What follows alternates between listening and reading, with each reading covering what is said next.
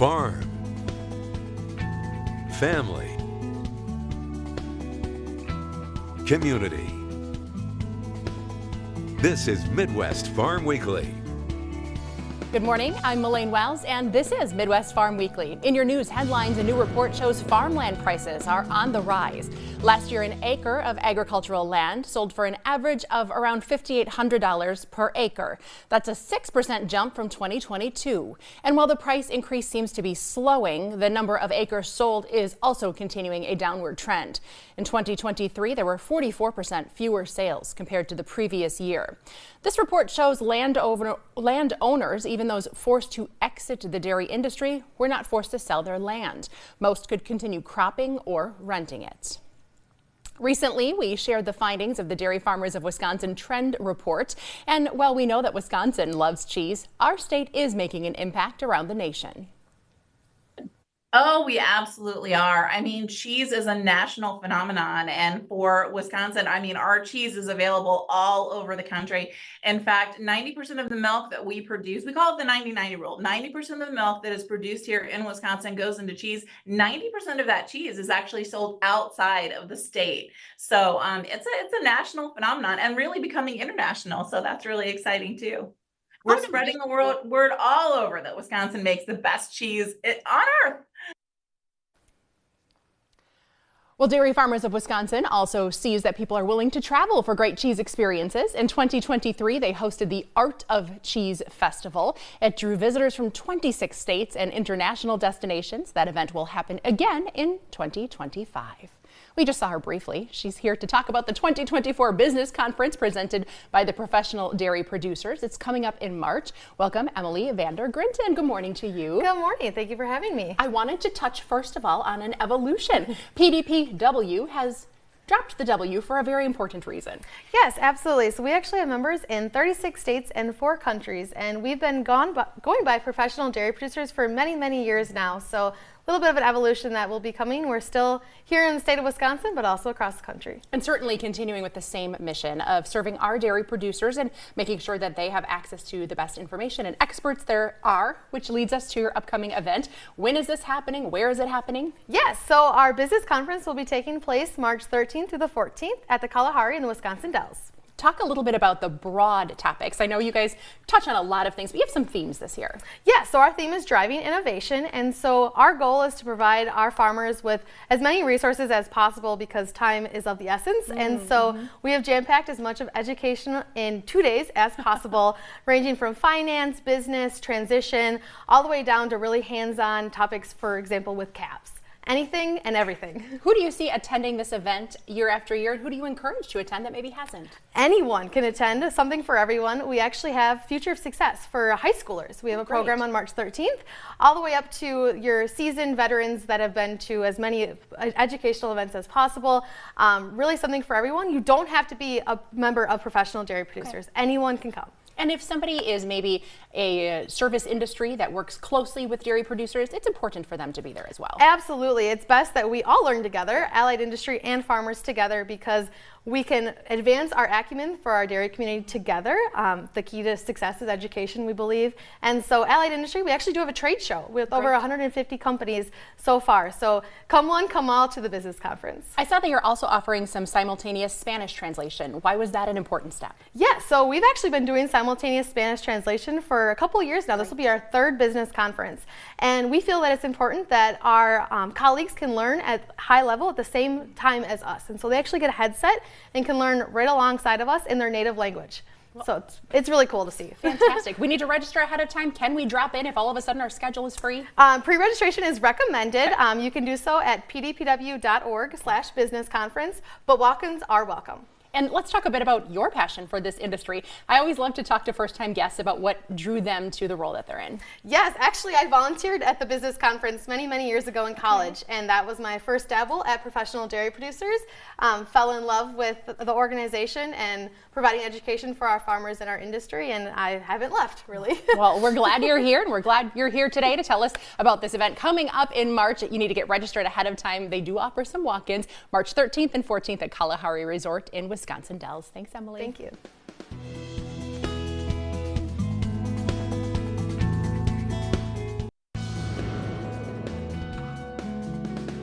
Well, Jeremy Hansen here from Fox Valley Technical College for Life on the Farm. And joining me today is Congressman Mike Gallagher. Congressman, thank you so much for your time today. It's great to be with you.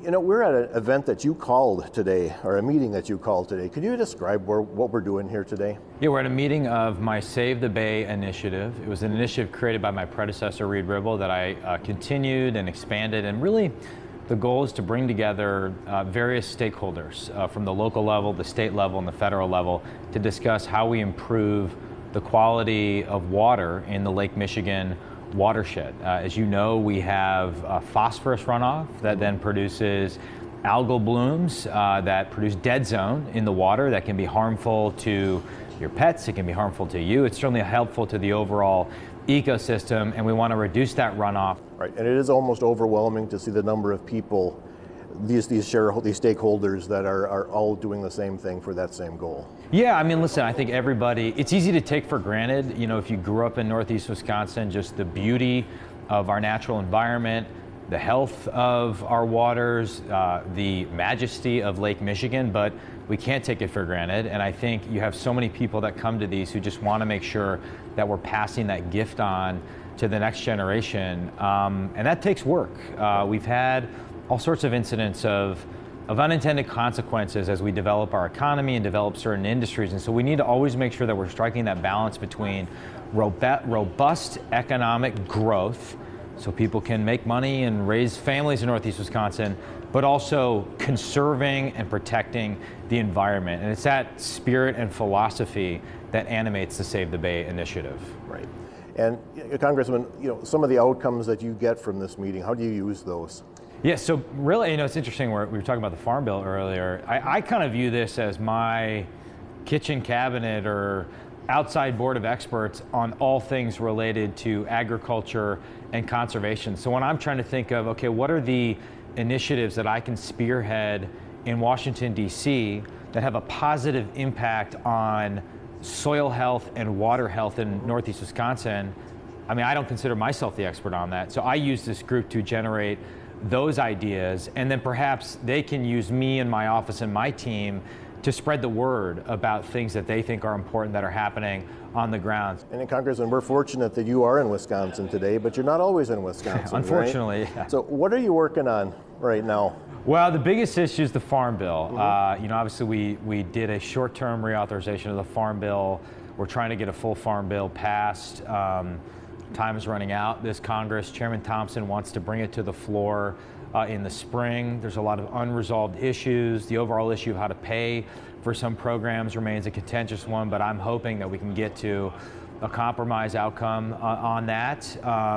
There's some other initiatives that I'm proud to have introduced, things like the No Emits Act, which would take existing dollars and funnel them into innovative programs using the EQIP program to prioritize long-term conservation practices, some of which we've identified through Save the Bay, like the use of cover crops, reduced or no-till, and make it economically sensible for farmers to invest in those practices. Healthy Farms, Healthy Waters Act, another bipartisan effort. We have the H2O Act, which would basically help you know, residents and renters who've been affected by things like PFAS, help them get access to clean water. So the good news is this has been a profoundly bipartisan conversation. I've almost always had a Democrat partner on some of this stuff. And again, I think the issue of clean soil, clean water, I mean, it shouldn't be a partisan one. Right, absolutely. You know, Congressman, you know, thank you so much for your time today. I really appreciate the few minutes that we could share here today. Yeah, thanks for everything you're doing. This is a great series. So thank you. Thank you. So for Life on the Farm, I'm Jeremy Hansen. Good morning. I'm Storm Team 5 meteorologist Alexis Staniak. Can't believe it's already the end of January. We went from a warm start to a cold spell in the middle, then back to warm to end the month. Our average high temperature for the entire month ended up being just over 28 degrees, so that's about 3 degrees above normal for the month. The warmest day was Saturday, the 27th. We hit a high temperature of 42 degrees. Now, remember, we did have that cold spell in the middle of the month. There were 6 days during that time where temperatures were were below zero, and the coldest day was January 16th with a temperature of -9 degrees. Now, if you'll notice that we went from that warm to cold to warm, so there were 20 days actually with above average high temperatures, and then right in the middle, that's where we had those 8 days, so roughly a week with below average temperatures. And that followed the big snowstorm that we had in the second week of January. We accumulated almost a foot of snowfall here in Green Bay on January 12th. Total snowfall for the month was just over 22 inches. That's about 8 inches above average for the month. Now looking into February, it's our new month. Our average high temperature from the first day of February was 26 degrees. That was also when our sunset finally re-entered the 5 o'clock time frame, and that will continue with sunsets later than 5 o'clock until November 3rd. This is our leap year as well, so on February 29th, our average high temperature is at 34 degrees, and we gain about 40 minutes of daylight back within that time frame as well. As of Thursday, we had about 2 inches of snow pack still left on the ground. Don't expect much more to come through within the next 7 days to even 10 days. Looks like not a lot, and that is because of how warm we are. Notice our temperatures through this weekend in the low 40s, and then we continue the warm up through the middle and even end of our next work week. Stay with us. More Ag News coming up after the break.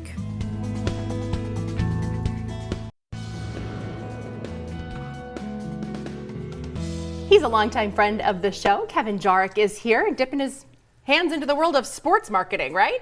Absolutely. We've got some memorabilia, both sports and agricultural, that we can talk about, but maybe we talk about where they can find us. We'll get to why all of these sports goodies are here in a moment. We promise there is a tie into agriculture. Kevin, 'tis the season that is for meetings. You are really, really involved in forage and planning when it comes to those sorts of things. And there's a meeting where you guys are going to be sharing a ton of updates and research. Absolutely. So I've had the pleasure of serving as the Outagamie Forage Council advisor for the past 24, going on 25 years.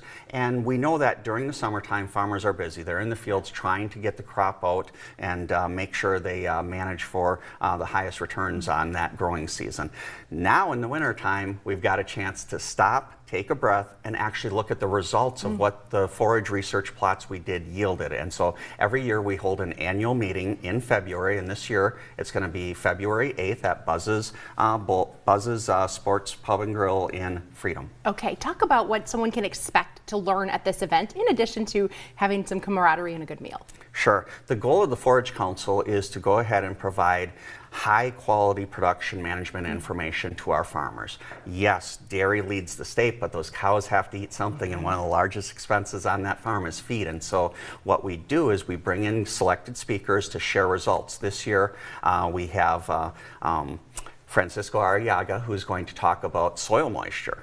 Even though we got some precipitation at the late close of the season, if you go down below 15 inches or more, it's dry down there. And so we may enter the spring dry. He's going to talk about some things there. We also have Stu Rimpf, which is a technical support nutritionist, and he's with Purina Nutrition. And so he's going to talk about the impact that the drought had on some of our forages this last year and what farmers can do to adjust, as well as look forward to the next planting and growing season. Alternative forage still a buzzword in your world? It is. The bigger one is actually the winter cereals, which existed before we had some of these mixes that substitute for alfalfa when we had some failures. And that's actually what I'm going to be talking about, because winter cereals are here to stay. The acreage keeps going up, and no matter what a farmer's feed inventory, they're going to plant those because of the cover crop benefits, keeping the soil in place, nutrient management planning, and all that good stuff. Yeah, I think the thing I've appreciated the most when I've listened into your presentations, you have the research, you can tell us all of the data, but you also are realistic and understanding that farmers have budgets and they have time management constraints, and they can't always go on the high end of the research. We need to find that middle ground.